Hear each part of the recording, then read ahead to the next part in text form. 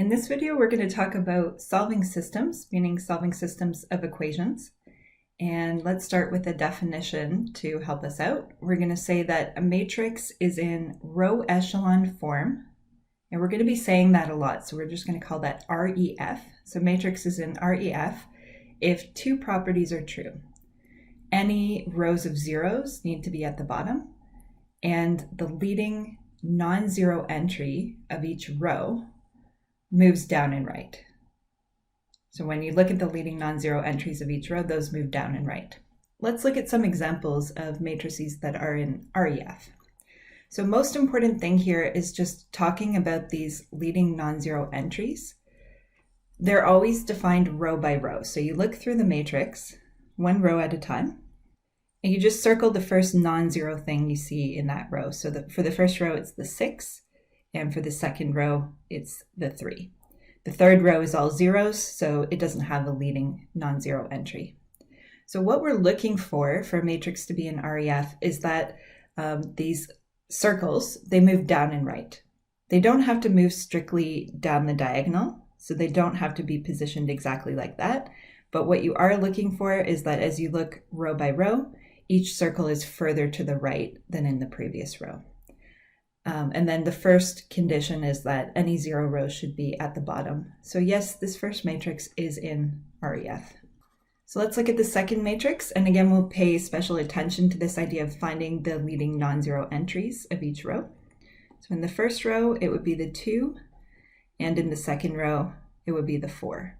Again, we've got a row of zeros, so there's no leading non-zero entry in the third row. So if we think about our two conditions for a matrix to be in REF, first condition is that any zero row is at the bottom. That's great. And second condition is that these leading non-zero entries move down and right. Yep, so both conditions are satisfied, and this matrix is in REF. So let's define a process called Gaussian Elimination, where we transform the coefficients of the matrix to REF using the 3 types of row operations. So these 3 row operations are the 3 row operations that we saw in our previous section. Things like dividing a row by a number, or swapping 2 rows, or going current row plus or minus our pivot row. So using those row operations, what we're trying to create is the REF pattern in the coefficients. And then once we've done that, then we can solve the system by back substitution. So here's our first example. We want to solve the system by Gaussian elimination. So the one in the upper left-hand corner here, that's going to be our pivot. And we're going to try to get zeros below that in the first column. So we would want to go row 2 minus 2 row 1 just to get rid of that 2. Getting rid of this 2 here, and we'll keep the top and bottom rows the same. So we'll just recopy. And then let's perform row 2 minus 2 row 1. So that's going to look like 0, -2, -2, and -4. So at this point, the first column is cleaned up. Now we're going to move down and to the right. And this is going to be our pivot for the next step. So it's convenient to make the pivot equal to 1. Let's go row 2 divided by -2 just to create a 1 in that position. So that's going to give us 0, 1, 1, 2 for that middle row. And again, I'll just recopy the top and bottom rows. And so now we can circle that pivot, and that's going to allow us to clean up the second column. Now, what we want to do to create the row echelon form is to get rid of this 3 that we're seeing in the bottom row. So let's go row 3 minus 3 row 2 to accomplish that. So that's going to give us 0, 0, -2, +2. Top 2 rows could stay the same. And we can check that this matrix is now in REF. So let's go through row by row and just circle the first non-zero thing that we see. So for the first row, it's here. Second row, it's here. Third row, it's here. And let's think about the 2 conditions of REF. So any 0 rows should be at the bottom. That condition doesn't apply because we don't have any 0 rows in this matrix. And then the other condition is that these circles should be moving down and right, and they are. So our matrix is in REF, and what that tells us is that we can stop the matrix part of the problem. So we're done with the row operations, and now we're going to solve this system by back substitution. So it might be helpful just to put the names of our variables on here. X, Y, and Z. And when you're doing back substitution, you just want to start at the bottom of the matrix. So the bottom row says that negative 2Z is equal to 2. In other words, that tells us that Z is equal to negative 1. So really, if you read the bottom row literally, it's at 0x plus 0y minus 2z equals 2, but I've just, as a shortcut, not written down the 0x and the 0y. Okay, in a similar way, middle row would say, well, 0x, I'm not going to write that down, y plus z equals 2. We're going to use the fact that z equals negative 1. So then this would read as y minus 1 equals 2. And that way we can solve for y. So y is going to be 3. And then we go just gradually working our way up the rows of the matrix. We go up to the top row. X plus 2y plus z is equal to 6. Now we can sub in both of our known values. Y is 3. So we get x plus 6 minus 1 equals 6. And solving for x, we get x equal positive 1. So the way we're usually going to write our solution is just in vector form. We'll write vector x, y, z equals, and then we'll just write our values of x, y, and z. So 1, 3, and negative 1. So now let's take a look at another definition. We'll say that a matrix is in reduced row echelon form. And we're going to be saying that a lot, so we'll call that RREF if 3 conditions are true. So first thing is that the matrix should be in REF. Second condition is that the leading non-zero entry in each row is a 1. And third condition is that those leading ones have zeros everywhere else in their column. And if you think about the fact that a matrix being in REF really encodes 2 conditions. Remember, being in REF means any 0 rows are at the bottom and the leading entries move down and right. Then that means that a matrix being in RREF really comes down to 4 different conditions being satisfied. So let's take a look at some examples. So in the first situation here, the matrix is in REF, but it's not in the full RREF. So it's in REF because, again, as we go through the rows, let's circle the first non-zero thing that we see. So that's sort of the most important piece of the puzzle, is to figure out where those circles are. So the matrix is in REF because the circles are moving down and right, and the 0 row is at the bottom. But then if we think about the 2 new conditions that are required for RREF, the circled entries have to specifically be 1s, which they are, and then those 1s have to have zeros everywhere else in their column. So if we look at the first column, that's perfect. We got zeros everywhere else. But in the second column, something goes wrong. It's actually this 2 here that is a problem. So in order to get this matrix into the full RREF, we would have had to do one more row operation just to get rid of that 2. Okay, and then let's look at the second example. This matrix here is in the full RREF.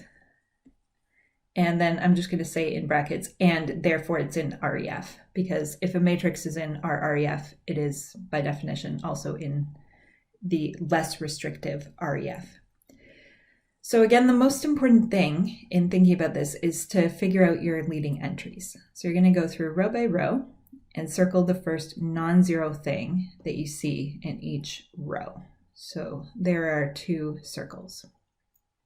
Okay, well, the matrix is certainly in REF because the circles are moving down and right, and we've got our 0 row sitting at the bottom. Now, to check that it's in the full RREF, we need the circled entries to be 1s, which they are, and we need those 1s to have zeros everywhere else in their column.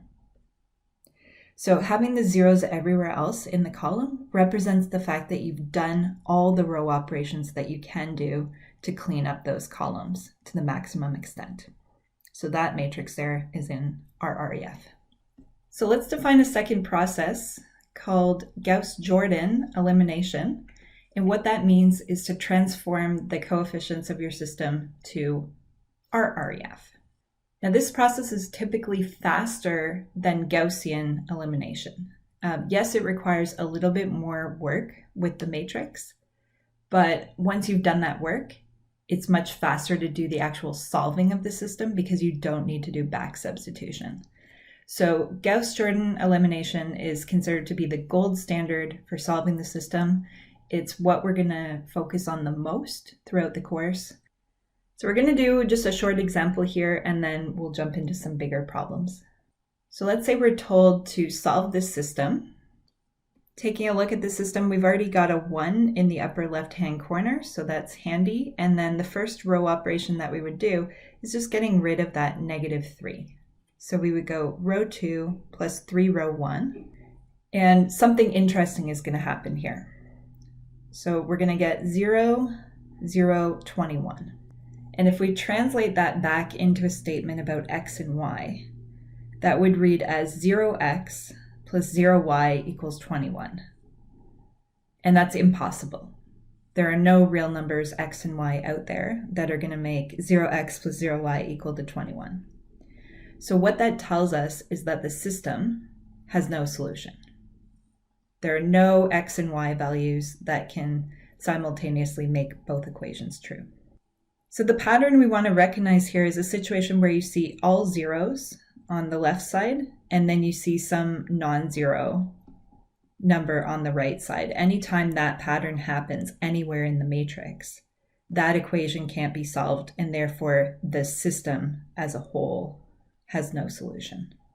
So let's encode that with a fact so that we can recognize this quickly next time it happens. So we're going to say the system has no solution if you see a row like 0, 0, and then something non-zero on the right side. And depending on the size of your matrix, you might have 3 zeros and then something non-zero on the right side. So anytime you see a row like that anywhere in the matrix, immediately you stop the problem and you say the system has no solution. Now we're going to get into some bigger examples, and this is probably a good spot just to recap some of our terminology. So when we say Gauss-Jordan elimination, that means take the matrix all the way to our REF. So that generally involves a little bit more work on the row operations, but then the system is quicker to solve once you get the matrix into our REF. That's in contrast to Gaussian elimination, where you only take your matrix as far as REF. So the matrix part of the problem is faster, but then you have to do back substitution, which becomes lengthy, especially for bigger systems. So if someone just says, solve this system, generally Gauss-Jordan is what you would think about using. And in these upcoming examples, they're all going to instruct you to solve by Gauss-Jordan elimination. I'm just going to write GJ for short for Gauss-Jordan elimination. So we've already got a 1 in the upper left-hand corner here. That's perfect. That will be our pivot for the first column. And we're going to try to get rid of the 3 and the 5. We can do both those at the same time. So we'll go row 2 minus 3 row 1 and row 3 minus 5 row 1. So remember the pattern here is that you're just taking your current row, whatever row of the matrix you're working on, and you're going plus or minus some number times your pivot row. Your pivot row being the row that's containing the 1. So that's why we circle that. In this case, it's row 1. And if it's a positive 3 that you're trying to eliminate, then you're going to be going minus 3. If it's a positive 5 that you're trying to eliminate, you're going minus 5 times your pivot row. We're going to be seeing that pattern over and over again as we go through our Gauss-Jordan examples today. So we'll keep the top row as is. For the second row, row 2 minus 3 row 1 is going to look like 0, -3, -6, -6. And then for row 3 minus 5 row 1, 0, -3, -6, -6. So at this point, our first column is cleaned up. So we've created, we had the 1 already, and then we got zeros in the rest of that column. Now we're going to move down and to the right, and we're going to create a pivot in this position. So that will be our job for our next step. Okay, so anytime you want to create a 1, just think about dividing the row through by an appropriate number. We'll go row 2 divided by -3 will give us 0, 1, 2, 2. And I'll just recopy the top and bottom rows. And then we can circle that 1. See, this is going to be our pivot now for the second column. And this 1 is what's going to help us get rid of the 2 and the -3. So to get rid of the 2, we would go current row minus 2 times our pivot row. Pivot row is now row 2 because that's where the 1 is. And to get rid of the -3, we would go row 3. So that's our current row, plus 3 times our pivot row. And we're going plus 3 because it's a -3 that we're trying to get rid of. Okay, so let's try row 1 minus 2 row 2. That's going to be 1, 0, -1, 3. Middle row stays the same. And bottom row, if we go row 3 plus 3 row 2, 0, 0, 0, 0. Okay, so we're getting a row entirely of zeros. So to decide whether we can stop here, we need to ask whether the matrix is in our REF. So let's think about our conditions. So first of all, any 0 rows should be at the bottom of the matrix, yes. And then let's think about the leading entries of each row. So just go through the matrix row by row, circle the first non-zero thing that you see in each row. So there are 2 circles. Those circles should be moving down and right, which they are. They should be 1s, which they are, and we should have 0s in the rest of those columns, which we do. So yes, our matrix is in our REF, and that tells us that we stop the matrix part of the problem. So now we're going to work on writing down the solution. So here are the general instructions for how we go about writing down our solution. We're going to circle the leading non-zero entry in each row. So we've already done that just to establish that we were in our REF. And then any column that doesn't have a circle after this process gets what's called a parameter. So let's look at our matrix here. Notice that the third column doesn't have a circle in it. And if we actually write down the names of our variables, that's like saying the column for Z does not have a circle in it. So what that represents is that we cannot solve for Z. We're going to give Z a new name. Usually we call it K or T or something like that. I'm going to call it K. And what that represents is that Z can be any real number. So Z is what's called a free variable. It can be anything. There's no restriction on the Z value. So if you think about what these circles in the RREF mean, circles represent the fact that we can solve for a variable. So the fact that there's a circle in the X column means we can solve for X. Circle in the Y column means we can solve for Y. But no circle in the Z column means Z is a free variable, and we're just going to give it a new name like K, and that's called a parameter. Okay, so let's see how it looks when we actually go about solving for X and Y. So top row of our matrix says that X plus 0Y minus Z equals 3. Okay, well, I'm not going to write down the 0Y. I'm just going to write X minus Z equals 3. So let's solve this for X. That would look like X equals 3 plus Z, but then use the fact that Z is equal to K to write X in terms of K. So X is equal to 3 plus K. Okay, and then middle row, if we just translate that into an equation, that says Y plus 2Z equals 2. So solve for Y equals 2 minus 2Z, and then use the fact that Z is equal to K to write your answer in terms of K.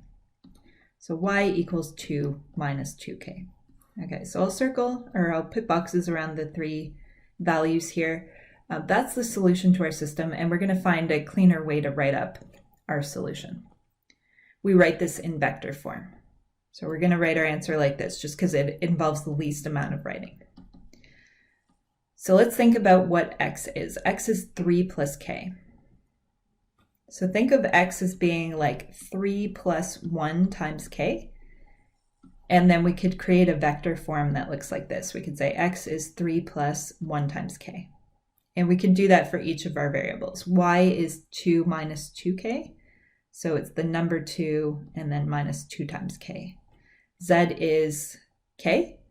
So you could think of Z as being 0 plus 1 times k. And then when you fill in the vector form, it's the number 0 plus 1 times k. That just tends to be the most concise way to give our answer. So at this point, a lot of people usually ask, why do we need this k? Why do we need this parameter? Well, why can't I just write something like x equals 3 plus z, y equals 2 minus 2z, and just leave it at that? The problem with that is then it's not clear what z is equal to. Is z a number? Is z free? It's not clear. This is sort of like an unfinished calculation at this point.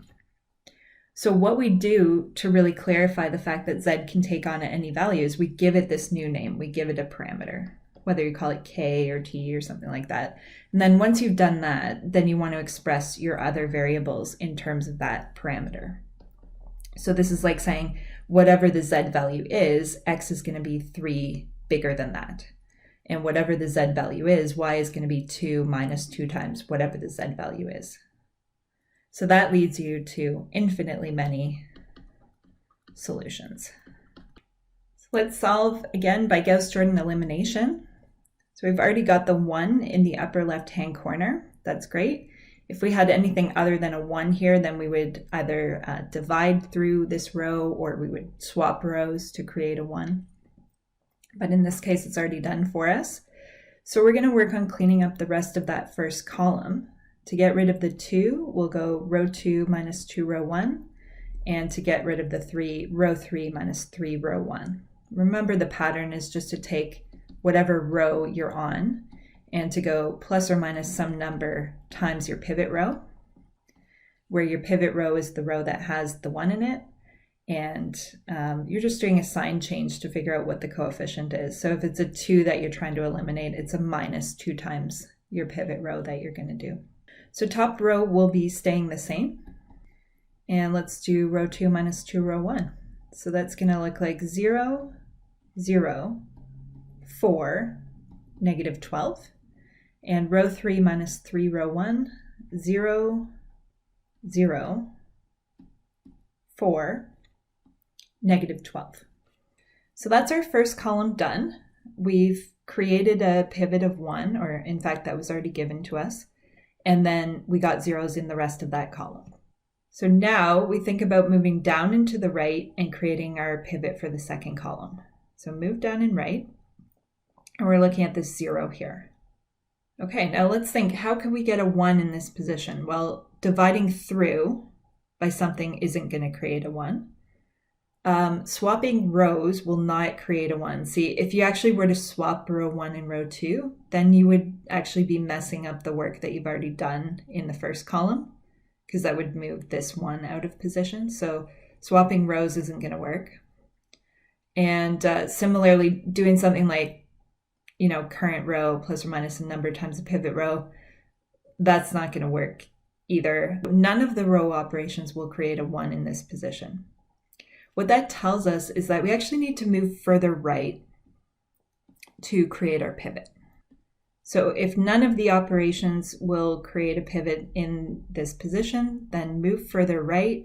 Remember that we said the leading entries of the matrix move down and right, but they don't always move strictly down the diagonal.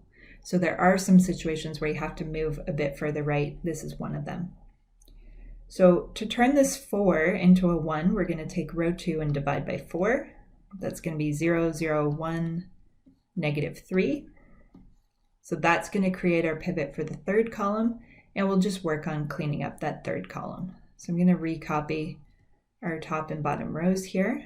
Nothing's changing with those guys. And now let's clean up the rest of that third column using our pivot. So we're going to do row 1 plus 6 row 2. And row 3 minus 4 row 2. And again, the pattern is just whatever row we're on, so current row plus or minus some number times our pivot row. In this case, our pivot row is row 2, because that's where the 1 is. And if it's a negative 6 that you're trying to eliminate, it's going to be positive 6 times your pivot row that you're doing just to get rid of that negative 6. So you can just visualize negative 6 plus 6 times 1 that's the perfect operation to create a 0 in that position. So that's why we do that operation like that. All right, so top row is going to look like 1, 1, 0, negative 1. Middle row not changing, so I'll recopy that. And then bottom row, if we go row 3 minus 4, row 2, 0, 0, 0, 0. So let's investigate here whether our matrix is in RREF. We're going to go through the matrix row by row and just circle the first non-zero thing that we see. So in the first row, it's there. In the second row, it's there. So yes, we do have our 0 row at the bottom. Our circles are moving down and right. The circles are both 1s, and we do have 0s everywhere else in the columns of those circles. Great, so our matrix is in RREF, and that tells us that the matrix part of the problem stops. So now we need to think about solving the system. And this is where I want to talk in a little bit more detail about the difference between a system that has infinitely many solutions and a system that has no solution. So let's take a closer look at this bottom row here. Bottom row says 0x plus 0y plus 0z equals 0. So think of this row as giving you no information. And I think I'll just label the names of the variables so we can talk about these. So essentially, bottom row is giving us no information about our variables. Top row is giving us the ability to solve for x. That's what the circle in this position means. We're going to be able to solve for x.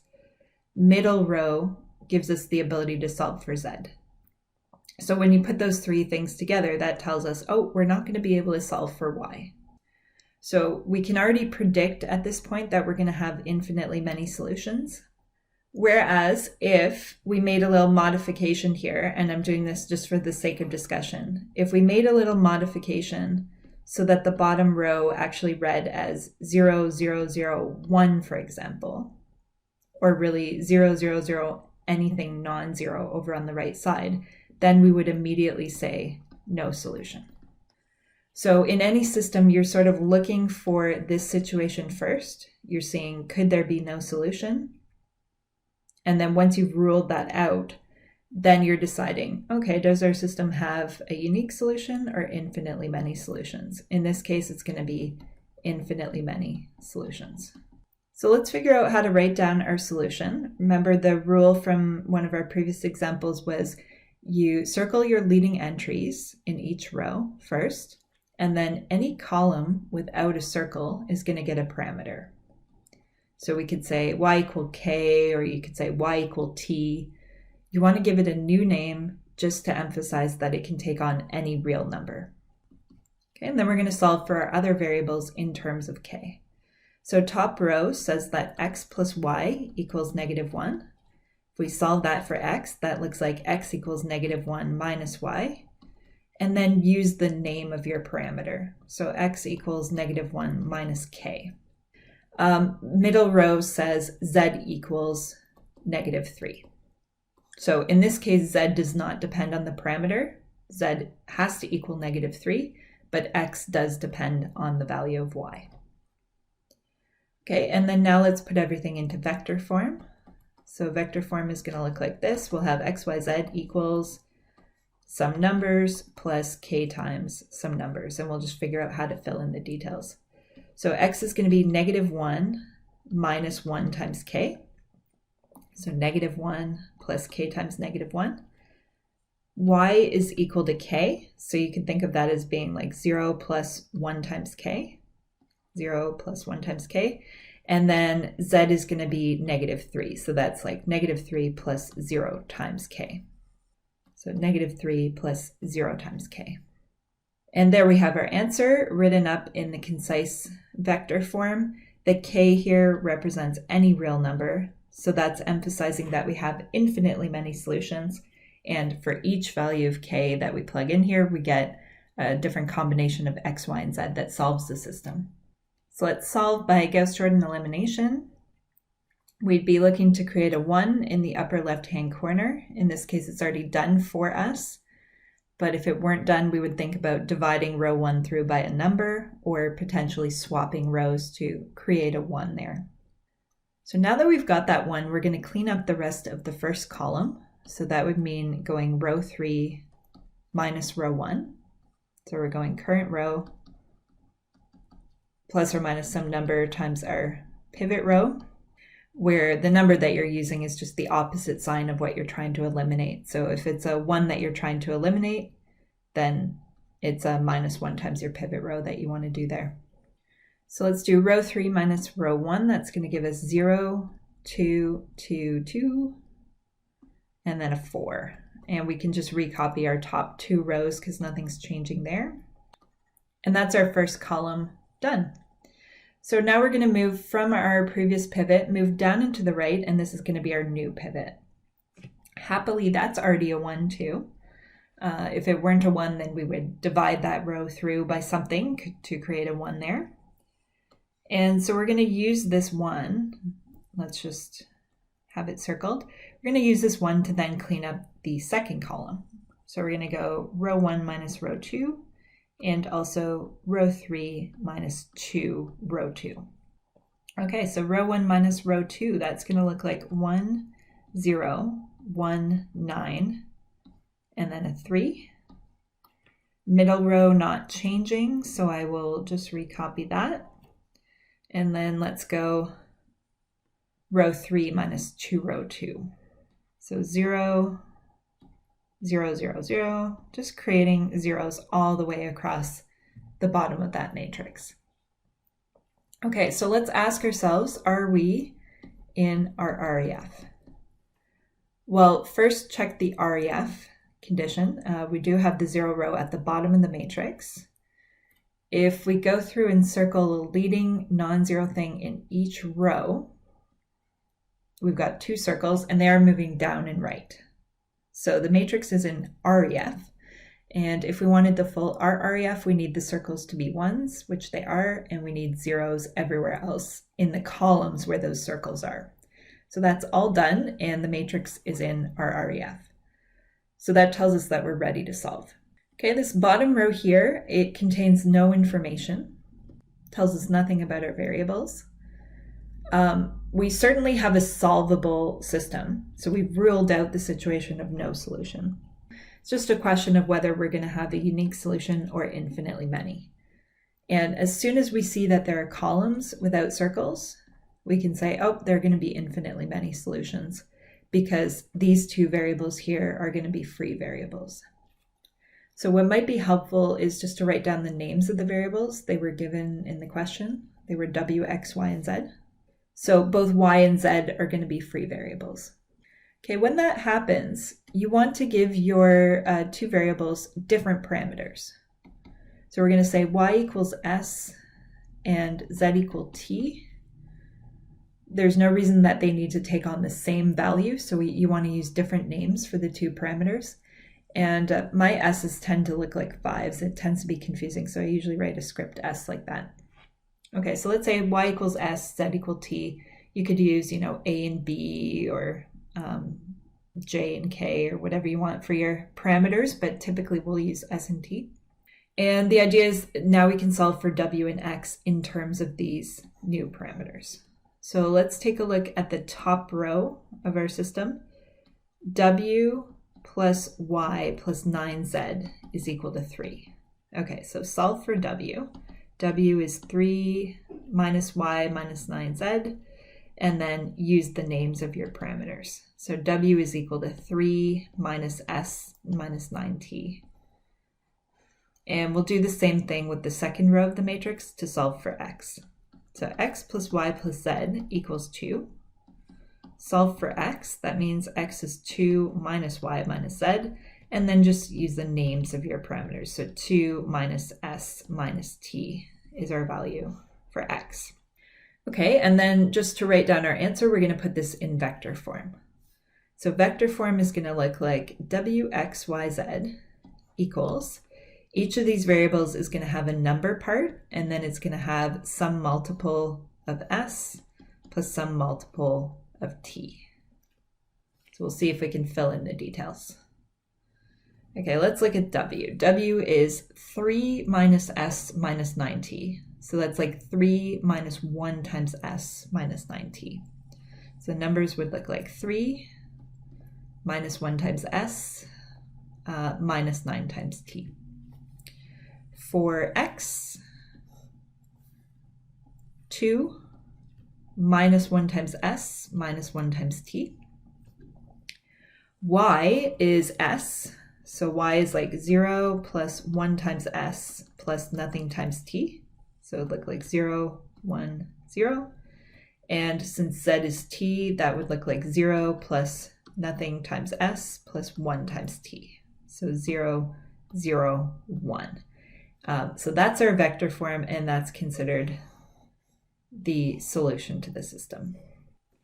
So we're now going to turn this into a geometry problem. We're going to find the intersection of the two lines, and they're both described in vector form. So the way I would set this up is I would just say, well, x equals x. So geometrically what's happening is we've got these two lines in 3D. They're going to intersect somewhere. So by setting x equal x, we're saying this point on the first line is equal to this point on the second line. So that's what's going to help us find the values of the coordinates for that point. So from the first line, we're going to have negative 5, 6, 5 plus s times 2, 1, negative 1 is equal to our expression from the second line. So negative 5, 4, negative 1 plus t times 1, 1, 1. Now at this point, this looks a little odd because we're used to writing our variables on the left side of a system and constants on the right. So we're just going to do a little reorganizing here. We'll keep the vector times s on the left. We're going to bring the vector times t over to the left side. So that'll look like minus t times 1, 1, 1. And let's move all the constants to the right. So this constant vector can stay here, and we'll have to subtract the minus 5, 6, 5 on the right side. Okay, so let's start to get this cleaned up. One thing we should do on the left side is we should say, instead of saying minus t times 1, 1, 1, let's actually multiply that minus through and make it plus t times negative 1, negative 1, negative 1. That will help us when we're filling in our coefficients. And then on the right side, let's just turn this into a single vector. So negative 5 minus a negative 5 gives us 0. 4 minus 6 gives us negative 2. And negative 1 minus 5 gives us negative 6. Okay, so now we're starting to get somewhere. Last thing we need to do is really get this into matrix form.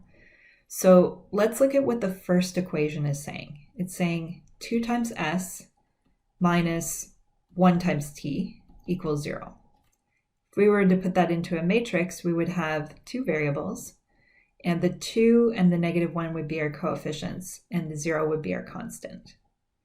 So what that's telling us is that these numbers are just going to act as the coefficients in the system, and these numbers here are going to be the constants. So let's see if we can fill in what the second row would be. It would be 1 minus 1, negative 2, and then negative 1, negative 1, negative 6. And that way we've changed the problem from a vector equation, which we had up here. We had an equation involving vectors. We've now encoded that just in our usual matrix form. So now it becomes a more familiar Gauss-Jordan elimination type problem. All right, so first thing we want to do is create a 1 in the upper left. Path of least resistance is to swap rows. So let's go 1, negative 2 into the top row, and bottom row can stay the same. So we'll circle that 1, that's going to be our pivot, and we're now going to clean up the first column. So let's go row 2 minus 2 row 1, and also row 3 plus row 1. Top row will just stay the same here. So row 2 minus 2 row 1, that's going to look like 0, 1, 4. And bottom row is going to look like 0, negative 2, negative 8. All right, so I think we'll have one more step to go in terms of the matrix part of the problem. Here was our pivot. We're going to move down and to the right, and this 1 here will be our new pivot. Happily, it's already a 1. So to get rid of the stuff in the second column, we're going to go row 1 plus our pivot row, and row 3 plus 2 times our pivot row. So that's going to give us 1, 0, 2. Middle row will stay the same, and bottom row will be a row of zeros. Okay, so bottom row here contains no information. Let's maybe convince ourselves that we are in our REFs, that we know the problem can stop. So we do have a row of zeros at the bottom. If we go through and circle the leading entry from each row, they do move down and right. They are ones, and they do have zeros everywhere else in their columns. So that's how we know we're stopping the matrix part of the problem. So we do have a solvable system. And let's think about whether we have a unique solution or infinitely many solutions. Well, let's look at the columns here. Remember, they represent the values of S and T. The S column has a circle in it, so we can solve for S. T column has a circle in it, so we can solve for T. So that means we have a unique solution. The solution is S equal 2 and T equal 4. That's our solution. Now, let's look back at the problem and just remember the context, because this was actually an applied problem. So let's just finish off the problem here where we can see the question. So we had found that S equal 2, T equal 4. Let's think about how we're going to find our point. Two ways to approach this. You can sub S equal 2 into the first equation, or you can sub T equal 4 into the second equation. Doesn't matter which one you do, you're going to get the point of intersection. So if you actually wanted to check your answer, you could do both. Okay, let's do it. Let's sub S equal 2 into the first equation. So just for the sake of making the algebra quick, I think I'll just put plus 2 here, and then we can do the algebra. So what's going to happen? We're going to have -5 plus 4 gives us -1. 6 plus 2 gives us 8. And 5 minus 2 gives us 3. Okay, so at this point, we think that's the answer to the question. And if you were running out of time, you could just leave your answer there. But if you wanted to check, you could sub T equal 4 into the second equation and just confirm. Okay, so that would be -1, 8, 3. Yep, sure enough, that works. So as we pointed out, that's not really necessary. It's just a check. And this is the answer to the question. Instead of writing vector x, you could write x, y, z. And because that's a point, you could feel free to use round brackets. You could say point x, y, z is equal to -1, 8, 3. That's probably the most appropriate notation.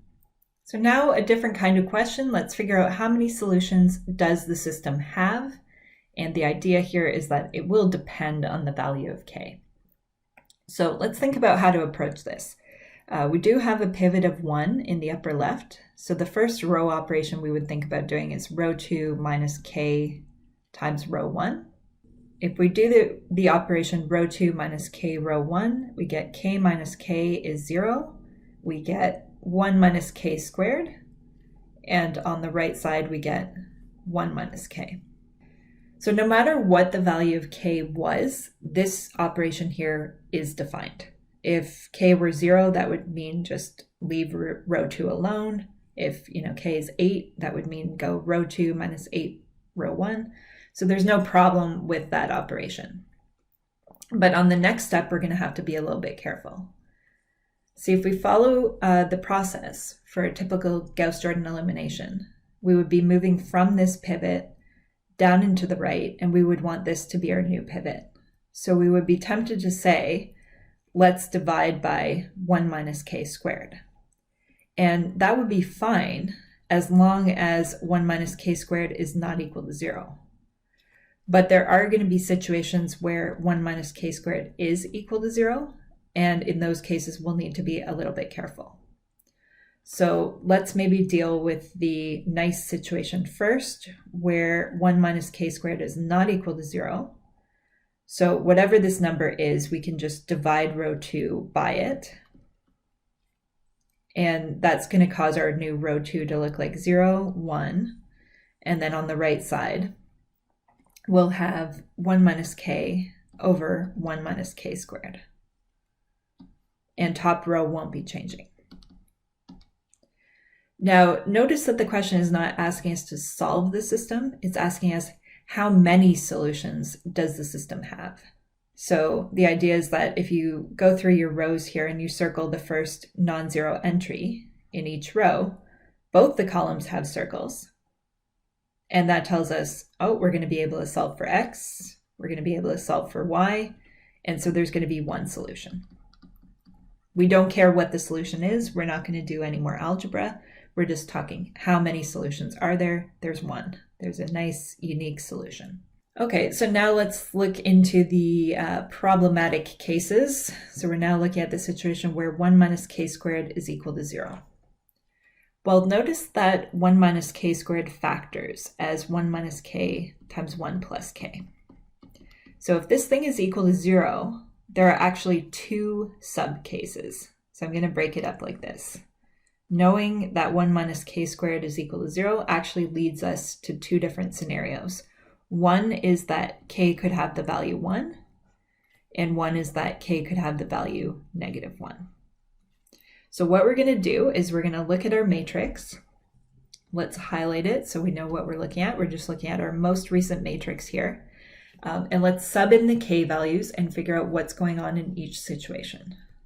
So we're going to plug in k equal 1 to our highlighted matrix. We would have 1, 1, 1, 0, 0, 0.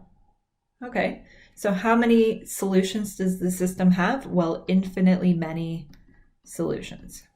So let's think about how we know that. The bottom row here gives us no information.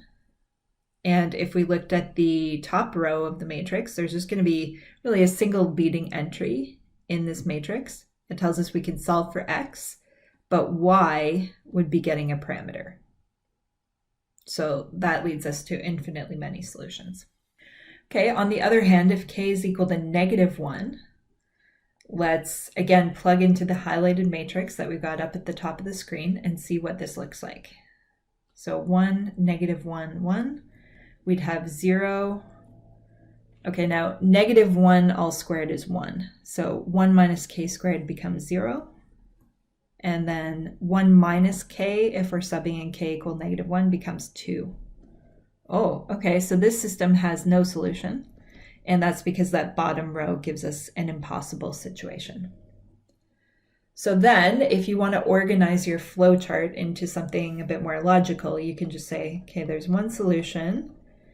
If you could write 1 minus k squared is not equal to 0, that's fine. Or you could write that as k not equal to plus or minus 1. I mean, I would really accept either of those. There are infinitely many solutions if k is equal to 1, and there's no solution if k is equal to -1. And so that way you've organized your process clearly. So now let's do a quick definition here. We're going to talk about what's called the rank of a matrix. The rank is the number of leading non-zero entries in either the REF or the RREF. So it doesn't matter whether you look at REF or RREF, you'll always come up with the same number of leading non-zero entries. And let's write down a fact related to the rank. So given a system that's consistent, meaning given any system that's solvable, the rank plus the number of parameters in the solution is going to equal the number of variables. So let's try to understand with an example why that should be true. Okay, so in this example here, we're just given an example of a matrix that is in our REF. And so we're going to go through in the usual way, row by row, and just circle the first non-zero entry that we see. So we'd have a circle here, we'd have a circle here. Well, what is rank? It's the number of these circles. It's the number of non-zero leading entries in your matrix when you're in REF or RREF. So our rank is 2. And our number of parameters, well, if we were to think about solving the system, we'd say, oh, the last column doesn't have a circle, so it's going to get a parameter. So that will be one parameter. And how many variables are there? Well, 3. We're just really counting the columns. All right, so this example helps us confirm that, yeah, if you add up the rank and the number of parameters, you do get the number of variables. 2 plus 1 is equal to 3. But I think it also gives us some insight as to why this should be true. So let's rephrase this. Look at a simplified version of this matrix where we just look at the locations of the circles. There are 2 columns with circles, and then there's 1 column without circles. Columns with circles represent variables that we can solve for. Columns without circles represent variables that get parameters. So we now entirely rephrase this in terms of columns. This is just saying number of columns with leading ones plus the number of columns without leading ones gives us the number of columns. So yes, rank plus number of parameters equals number of variables. So this kind of thought process can be helpful if you're just trying to predict, say, how many parameters your solution is going to have. Okay, now a couple more pieces of terminology, and before we get there, we're just going to do a quick example to illustrate this. So let's consider this system here, and we might find it more helpful just to write it longhand. So it's the system x plus 2y equals 0 and 3x plus 4y equals 0. Just by looking at this, you should be able to quickly pick out one solution, and that would be the situation where x equals 0, y equals 0. So there may be other solutions, but we should be able to just eyeball that and say that's one sort of obvious solution, you could say. We might just call that vector x equals the 0 vector. So this is going to happen a lot, that a system is going to have this particular solution where all our variables are equal to 0. And because of that, it's nice to have terminology for that situation. So here's our definition. The solution where all your variables are equal to 0 is called the trivial solution. And a system where you have all zeros down the right side is called a homogeneous system. Doesn't matter what your coefficients look like. So your coefficients can be anything, your matrix can have any size, but if you've got zeros all the way down the right side, homogeneous system. Homogeneous just means all the same. And so in particular, you've got all zeros down the right side is what that means. So the fact that we've sort of figured out from our quick example at the top of the screen was that if you have a homogeneous system, it's always going to have at least one solution. And that is the solution where all your variables are equal to 0. Maybe other solutions as well, but certainly there's at least one solution. So to see if we've understood that, let's do one final example. We're going to ask how many solutions are there to the following system? So let's see what we know about the system. The constants on the right side are all 0. And we're told the size of the coefficients, it's m by n, where n is bigger than m. So we have more columns than we have rows. Okay, well, let's see what we can conclude here. We know that there is at least one solution, and that would be the trivial solution, where all our variables are equal to 0. So certainly that's going to solve the system. If you just call your variables, x1 through xn, saying x1 equals 0, x2 equals 0, xn equals 0 definitely solves the system. So we now ruled out the situation of no solution, and we're now just trying to decide between, is there a unique solution or are there infinitely many solutions? Okay, so now to make that decision, let's look at the structure of the coefficients. Imagine that you were to put this matrix into our REF. We have more columns than rows. So if you imagine what the structure of the leading ones could look like in this matrix, they may or may not be going strictly down the diagonal, but let's just assume for a second that they do go straight down the diagonal. We're going to have some columns, at least one column without circles in it. And that is because there are more columns than rows. So that tells us that there's at least one parameter in the solution. We don't actually know that it's the last variable that gets a parameter because we don't exactly know the structure of leading ones. But because there are more columns than rows, it's certainly safe to say that there's at least one parameter in the solution. At least one of the variables gets a parameter. And so that tells us the answer to the question, there are infinitely many solutions. So notice that we really needed both parts of reasoning. So we had to know that there was at least one solution to make sure that the system was solvable. And then from there, we determined that there would be at least one parameter. So putting those things together, you would have infinitely many solutions. So that's our video on solving systems of equations. Thanks for watching.